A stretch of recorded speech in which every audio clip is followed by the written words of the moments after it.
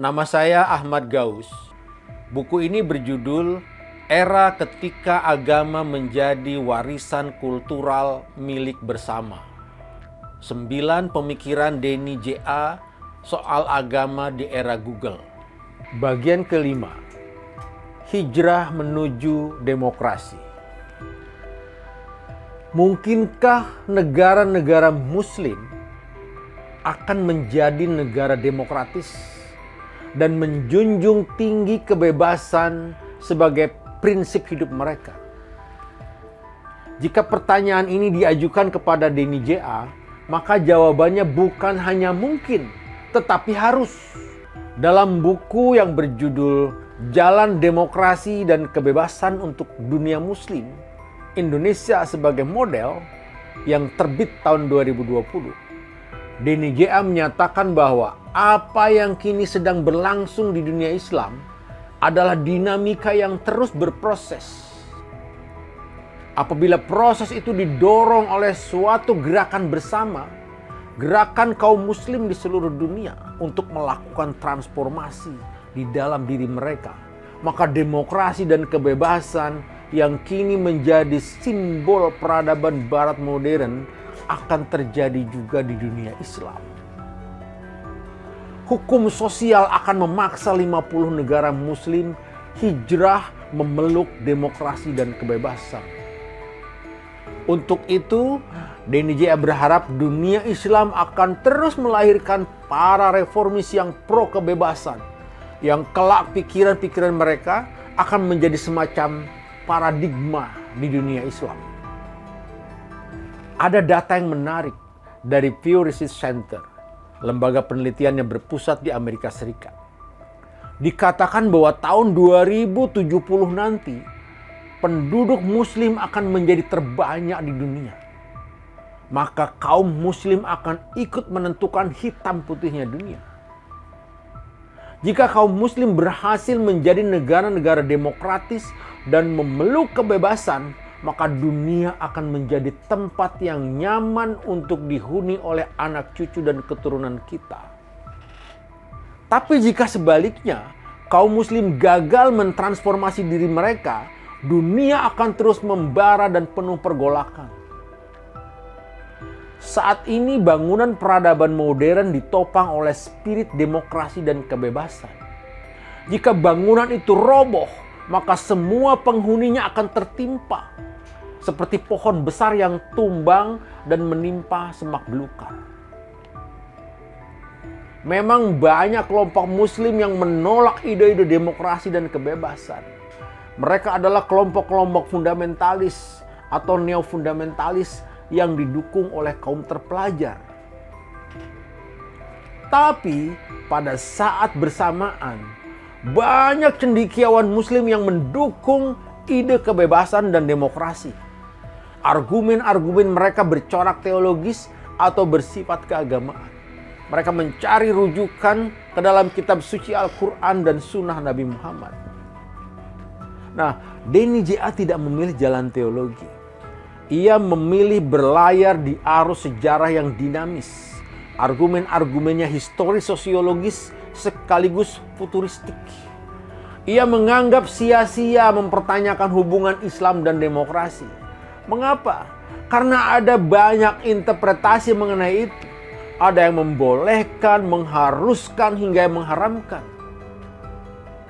Denny J.A. menolak memandang masa depan dengan kerangkeng masa kini. Sebab masa kini adalah produk pertarungan sosial, ekonomi, politik, dan kultur masa kini pula. Masa depan tidak terikat oleh masa kini. Kelompok sosial terus tumbuh dan bergolak. Denny J.A. mencatat, saat ini di antara 50 negara muslim itu tidak ada satupun yang mencapai tahap full demokrasi atau demokrasi yang matang. Maka muncul asumsi bahwa demokrasi tidak berbuah di wilayah muslim. Ia mengutip indeks demokrasi yang dilaporkan oleh Economist Unit Index di tahun 2019. Di situ disebutkan bahwa negeri muslim yang berada di tahap flow demokrasi atau demokrasi yang belum matang hanya 6%. 3 negara, yaitu Malaysia, Tunisia, dan Indonesia.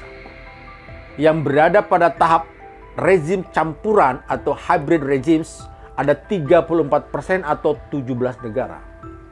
Selebihnya, sekitar 60% negara muslim, 30 dari 50 negara muslim, berada pada kasta paling rendah sistem politik, yaitu politik otoriter. Namun, kata Denny, sejarah mengajarkan pula bahwa data masa kini adalah produk pertarungan sosial, ekonomi, politik, dan kultur pada masa kini. Masa depan tidak terikat oleh masa kini. Denny memberi contoh negara Uni Soviet dan blok Eropa Timur. Sejak berakhir Perang Dunia Kedua sampai akhir tahun 1980-an, keduanya merupakan wilayah komunisme. Jika melihat data kawasan itu di tahun 1970-an, adalah hal yang mustahil membicarakan kemungkinan di kawasan itu beroperasi sistem politik dan ekonomi di luar komunisme. Tapi sekarang lihat, di kawasan itu 29 negara sedang hijrah memeluk demokrasi dan kebebasan. 50 negara muslim berada di bumi yang sama.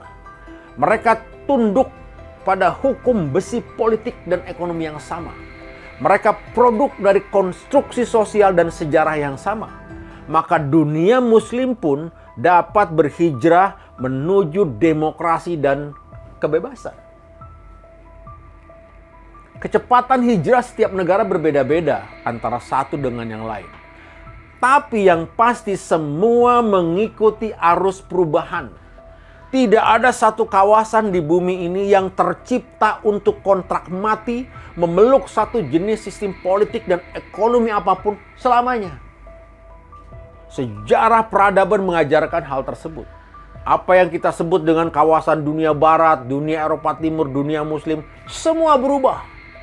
Semua hanyalah produk pertarungan dinamika sejarah. Denny Jaya menyajikan 3 pandangan provokatif. Pertama, pada waktunya mayoritas dari 50 negara muslim akan hijrah memeluk demokrasi dan kebebasan. Gelombang besar peradaban bekerja lebih kuat dari rezim manapun. Hanya saja perjalanan menuju demokrasi dan kebebasan terjadi secara bertahap. Kedua, di antara 50 negara muslim itu, Indonesia layak menjadi model. Bukan saja karena Indonesia negara dengan penduduk muslim terbesar di dunia. Bukan saja karena Indonesia berhasil mengalami pergantian kekuasaan berkali-kali melalui pemilu yang damai.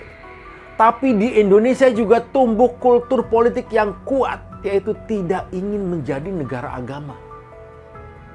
Ketiga, rute awal yang harus ditempuh 50 negara muslim itu menuju demokrasi dan kebebasan adalah demokrasi yang tidak liberal.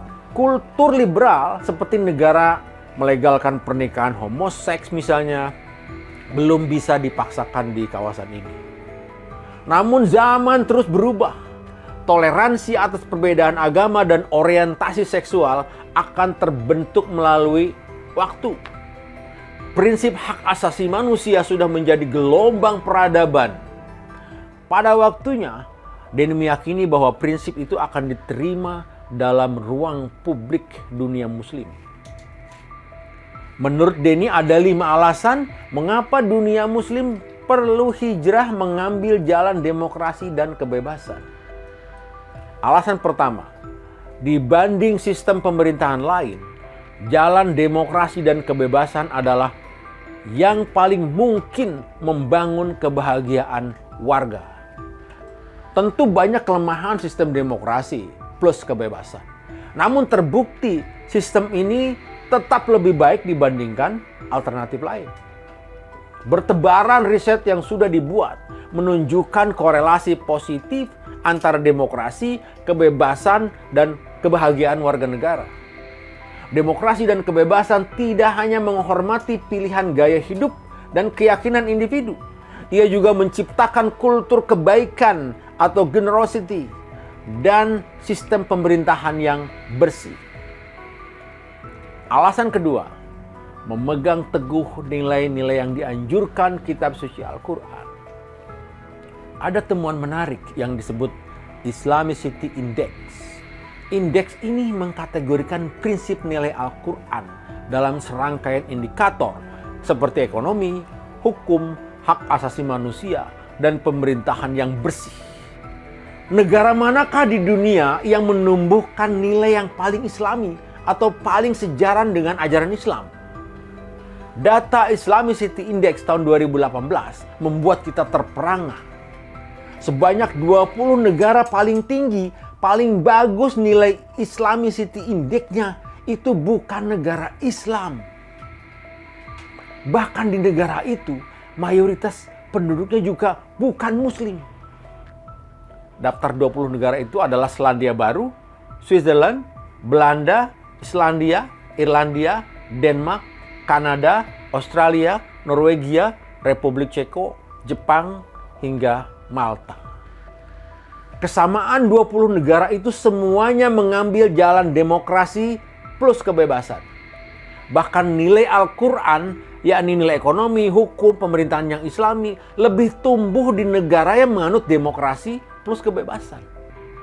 Alasan ketiga adalah alasan ekonomi. Data IMF, International Monetary Fund, tahun 2019 menunjukkan 28 negara Muslim memiliki GDP atau Gross Domestic Product per kapita di atas 3.000 US dollar. Negara itu antara lain Qatar, United Emirates Arab, Brunei, Saudi Arabia. Masih GDP per kapita di atas 3.000 US dollar ada Mesir, Palestina, Maroko, Kosovo, dan Yordania. Bahkan ada negara Muslim dengan GDP per kapitanya di atas 5.000 USD, yaitu Libya, Iran, Irak, Oman, Kazakhstan, Lebanon, dan Maldives. Secara teoritis, negara dengan GDP di atas 3.000 US dollar sudah aman menuju demokrasi. Namun sampai tahun 2019, dari 28 negara Muslim itu, hanya 3 negara Muslim yang mengambil jalan demokrasi, yaitu Malaysia, Tunisia, dan Indonesia. Walaupun harus dicatat bahwa ketiganya baru di level flow demokrasi, demokrasi yang belum matang. Yang lainnya belum melangkah ke arah sana. Padahal tidak ada halangan ekonomi jika 28 negara Muslim itu hijrah menuju demokrasi dan kebebasan. Alasan keempat adalah rakyat banyak di sebagian negara Muslim sendiri menginginkan demokrasi. Pew Research Center pada tahun 2012 melaksanakan survei di 6 negara Muslim. Negara itu adalah Lebanon, Turki, Tunisia, Mesir, Pakistan, dan Yordania. Hasilnya, di atas 50% rakyat di negara-negara itu menginginkan sistem demokrasi. Memang ada pengecualian, yakni Pakistan, di mana yang menginginkan demokrasi sedikit di bawah 50%. Tapi demokrasi tetap pilihan tertinggi di atas sistem politik lain. Untuk kasus 6 negara Muslim itu, rakyatnya menginginkan demokrasi. Alasan kelima adalah reformasi di dunia Muslim. Perubahan kualitas demokrasi dan kebebasan di kawasan ini sangat signifikan mempengaruhi dunia. Apalagi di tahun 2070. Pew Research Center yang berpusat di Amerika Serikat meramalkan bahwa pemeluk agama Islam akan menjadi yang terbesar di dunia. Sudah cukup alasan mengapa hijrah mengambil jalan demokrasi dan kebebasan perlu menjadi pilihan kawasan Muslim. Di sebagian wilayah itu, kondisi ekonomi dan dukungan opini publik juga sudah siap. Yang dibutuhkan selanjutnya ialah craftsmanship, pilihan strategis para elit untuk hijrah. 20 tahun lalu, siapa yang menduga kawasan komunisme Rusia dan Eropa Timur perlahan tapi pasti juga hijrah mengambil jalan demokrasi dan kebebasan. Gorbachev kala itu ikut berperan besar. Elit politik di aneka negara Eropa Timur juga merespon dan bergerak untuk itu. Menurut Denny, dunia muslim membutuhkan Gorbachev versi muslim. Perlu ada tokoh di sentral kawasan muslim. Lalu tokoh sentral itu direspon oleh elit untuk memulai demokrasi dan kebebasan di aneka negara muslim lainnya. Gagasan Denny J.A. yang cukup menarik ialah bahwa dunia muslim dapat mengambil jalan demokrasi dan kebebasan secara bertahap. Dari situlah musim bunga akan dimulai. Data tahun 2020, sekitar 60% atau 30 negara dari 50 negara muslim hidup dalam politik yang paling terkebelakang, yaitu sistem politik otoriter. Sekitar 34% atau 17 negara dari 50 negara muslim ada di level hybrid regime. Ini sistem politik campuran antara politik otoriter dan politik demokrasi. Hanya 6% atau 3 dari 50 negara muslim yang sudah berevolusi menuju demokrasi setengah matang atau flow demokrasi. Namun 0%, tidak ada satupun negara muslim yang sudah berada di level demokrasi yang matang atau full demokrasi. Kapankah dunia menyaksikan gelombang besar 50 negara muslim itu serentak hijrah? Yang otoriter berbondong-bondong menuju sistem politik campuran, yang sistem politik campuran berbondong-bondong menuju demokrasi setengah matang, yang demokrasi setengah matang berjalan sampai kepada demokrasi penuh. Akankah terjadi revolusi di kawasan muslim itu? Hijrah massal secara serentak? Ataukah perubahan di kawasan ini terjadi perlahan saja dan terpisah antara satu negara muslim dengan negara lain? Democracy Index tahun 2009 mencatat 29 negara di kawasan ex-komunis mengambil jalan demokrasi secara berbeda. Negara Estonia, Republik Ceko, Slovenia, Lituania, Latvia, Slovakia, dan Bulgaria lebih dulu tiba pada level demokrasi setengah matang, low demokrasi. Negara lainnya termasuk Rusia masih berada pada sistem politik campuran dan otoriter. Apa yang menyebabkan musim gugur pada blok komunisme? Mengapa sebagian blok ini akhirnya hijrah massal memeluk jalan demokrasi dan kebebasan? Menurut Denny, dengan mengutip sejumlah riset, alasannya ialah ekonomi komunisme gagal membuahkan janji. Kesejahteraan dan pemerataan ekonomi tidak bisa diatur lagi oleh ekonomi dengan sistem komando. Pasar ekonomi semakin kompleks untuk didesentralisasi oleh biro politik dan birokrasi pemerintah. Sementara biaya persaingan militer terlalu tinggi. Negara terlalu banyak menghabiskan sumber daya, menciptakan alat perang yang canggih.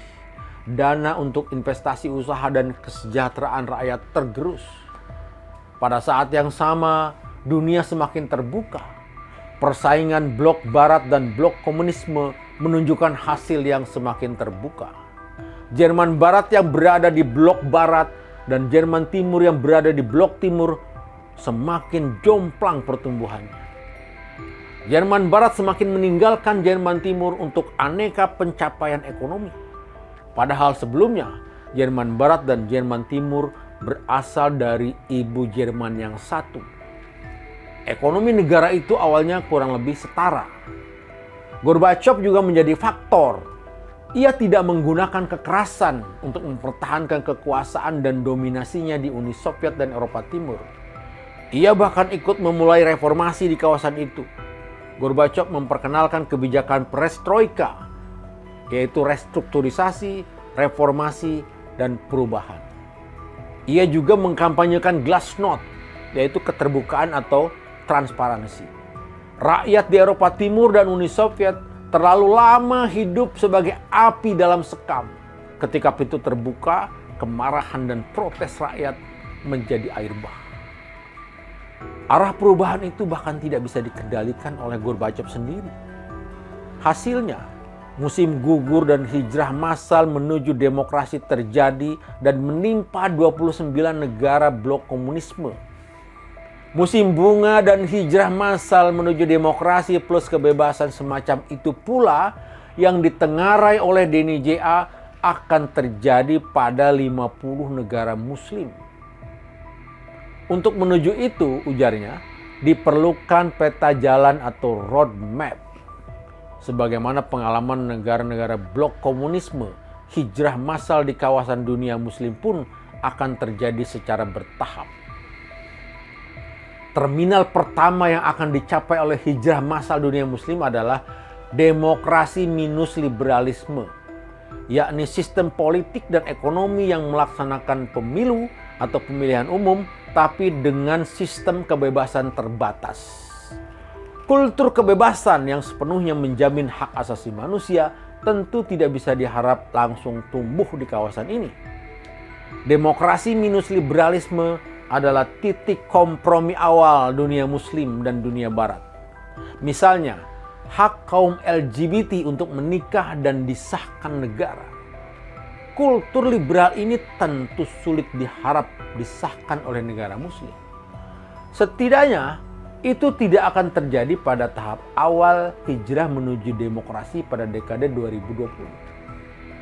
Bentuk demokrasi yang paling mungkin tumbuh di negara muslim pada tahap awal ini menurut Denny adalah illiberal demokrasi.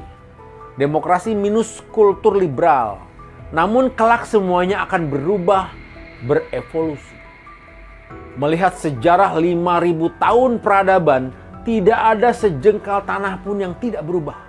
Tidak ada satu wilayah pun dalam umur 5.000 tahun kontrak mati hanya memeluk satu sistem politik, ekonomi, dan kultur tertentu saja. Illiberal demokrasi, demokrasi minus kebebasan, demokrasi minus hak asasi yang penuh, hanyalah terminal pertama hijrah dunia muslim. Masih terbuka terminal lainnya. Pada gilirannya, ujar Denny, demokrasi plus hak asasi manusia yang penuh, demokrasi liberal juga akan sampai di kawasan muslim. Yang tidak kalah provokatif dari gagasan Denny J.A. tentang demokrasi ialah ketika ia mengajukan Indonesia sebagai model bagi dunia muslim. Alasannya bahwa transisi Indonesia menuju demokrasi dapat dikatakan stabil, aman, dan mencerahkan. Ia mengajukan 4 alasan mengapa Indonesia dapat menjadi rujukan kuat bagi suksesnya dunia muslim bertransisi.